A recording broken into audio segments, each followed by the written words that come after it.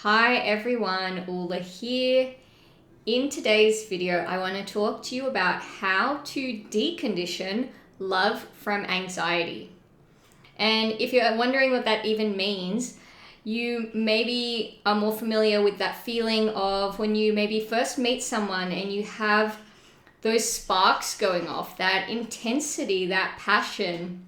And it may not even be when you meet someone, but it could be when you're waiting for a message from them or when you're interacting with them, and they just make you feel like you're on this emotional roller coaster.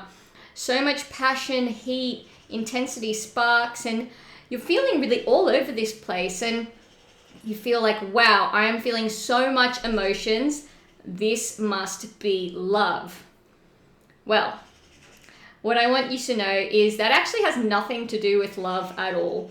And it has everything to do with your attachment system being activated. And if anything of what I just described sounds familiar to you, then it's really likely that you are anxiously attached. And our anxiously attached people have a lot of different experiences, but a lot of this is formed when we are having an attachment to someone, and if that attachment figure is inconsistent with us, it can lead our attachment system to become activated. And what does activated mean?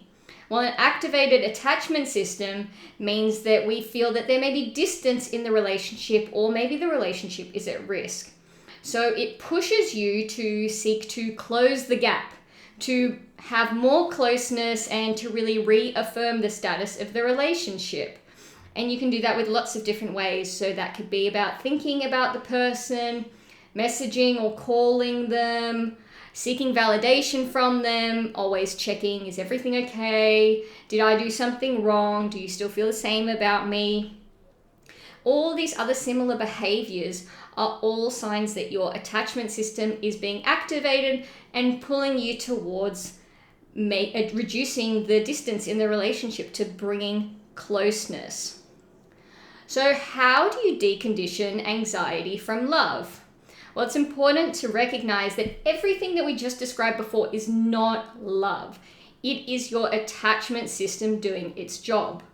And once you recognize that, you can realize that all these feelings and emotions and intensity that you're feeling inside when you maybe meet a new person, or maybe you're dating and you feel all these feelings, it's not actually love. So as long as we expect that all these emotions indicate that you're very attracted to this person or that you have a connection with this person, as long as you align that with the feeling of love, you're going to lead yourself into situations which are going to cause a lot of pain for you. Because very often when you're anxiously attached, the people that trigger your attachment system the most are the ones who are avoidantly attached. And the avoidance and the anxious people together really push all of each other's triggers to the point where you end up with a very painful, potentially toxic relationship, which leaves you both feeling really burnt out by the end, and especially for the anxious person, a lot of pain and a lot of suffering when that relationship ends. So if you're anxiously attached and you're always experiencing these feelings and associating them with love, it means you're really drawing yourself into these relationships with people who can't meet your needs, with people who don't really have the interest to meet your needs because that has conflict with their needs being met. So what do we do about that? The first thing is, of course, to realize that attachment is not love, that emotional roller coaster is not love. But the second thing is to really look at how can we stop feeling this overwhelming butterflies, this overwhelming intensity, and mistaking it for love. Well, like I said before, the reason that you have this intensity is because your attachment system is being activated. So in order to really stop this intense feeling, to stop this intense attraction to a person who's not healthy for you, we need to be able to release the parts of us that are causing this anxious attachment to appear in our lives. And the way that we do that is we listen to the stories that we tell ourselves. So when you're anxiously attached, you tend to have a very busy mind that's continuously spelling out thoughts to you, and they can be very repetitive, very similar, And it's good to have a look at what are these thoughts telling you. If I don't get a message back from him, it means that he's not interested in me anymore. If he misses our call at lunch, which he always does, that means that he's not into me anymore. If they come home and they don't want to give me a hug and kiss the minute they step in from the door, I've done something wrong and that means the relationship is over. There are millions of stories which we tell ourselves. So have a look at the recurring thoughts even. What are the themes and what are the patterns that you keep telling yourself about the relationship? And once you're able to find the common thoughts, the common beliefs that you have created, that you are really looking into in this relationship, you can use those beliefs to go back and figure out where did they come from. So once you've identified the belief that if something's wrong in the relationship, I've done something wrong and then they're going to leave me, go back and think, when was the first time I felt that way? And once you find that time, go and see if there's an earlier time and an earlier time than that, and continue to go back until you find the first time you really felt that way, the most intense feeling of all. And usually that's something in childhood, perhaps could be something as innocent as, you were doing your school play and you didn't do well and your parents are very disappointed with you, or maybe they didn't express their love unconditionally to you. So you felt that because you did something wrong, you ruined the relationship and you will not have the love anymore. So if that's the situation, that's just a really simple example. There could be plenty or millions of other things. Each person's story is different. But once you identify where that belief has come from, you can really unpack it, unpack all the emotions, unpack all the beliefs and see, that was really something that happened when I was a kid. I didn't understand. Maybe my parents were expecting more, but they still loved me. And maybe they didn't show that to me, but that doesn't mean they didn't love me. And even though they didn't show it to me, it doesn't mean that that's going to happen again. Just because that happened when I was 6 doesn't mean that's going to happen now.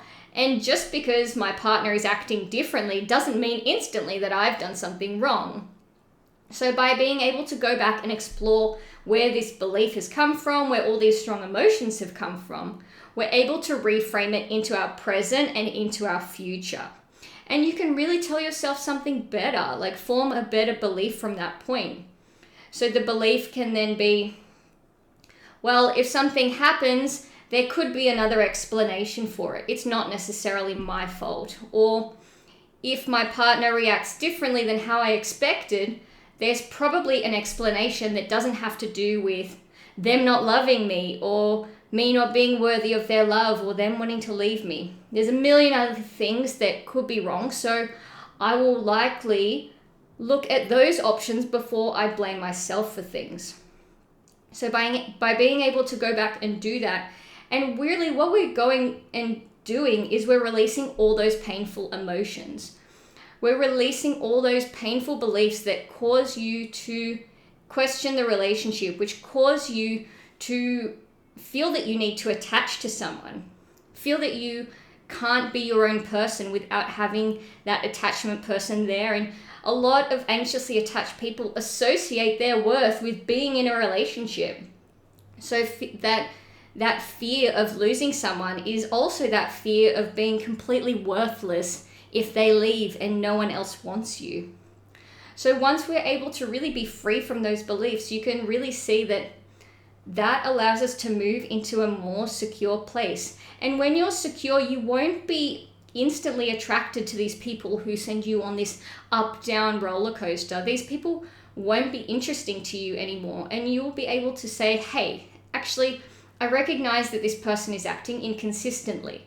I would really appreciate if you were not going to be home for the evening, if you could send me a message or send me a text. Or if you were going to be away for a longer period of time, if we could regularly text or call each other so we still feel connected. You'll be more easily able to recognize what it is you don't want and speak up for what you do want. Communicate your needs to that person. And what you'll find is once you're able to understand your needs, communicate your needs, you'll find that the people who aren't able or aren't willing to meet them will really quickly fall away from your life. So at that point, you'll be able to see, well, that wasn't love because this person really wasn't a good match for me. I was just feeling attached to them, but that wasn't love. And you'll be able to take your time when you meet someone, really get to know that person first and build a foundation for them and experience regular, secure love that is built on a foundation, built on trust, built on familiarity, which is exactly what a secure person would normally be doing. So if we don't do this, you can expect that you're going to continue to feel attracted to these people who are not a good match for you, probably to more avoidant people who they're going to trigger you and you're going to trigger them. There's going to be a lot of pain in the relationship for you and for them, and especially a lot of pain for you when that relationship ends and you are going back into the same cycle all over again. And that cycle will keep on going until you address this. It's unfortunate, but until you really address this within yourself, you will see the pattern over and over and over again. So I hope you found this video helpful. If you liked it, please give it a like. I would love if you would also give me a follow if you find my content interesting. And otherwise, I look forward to seeing you in the next video.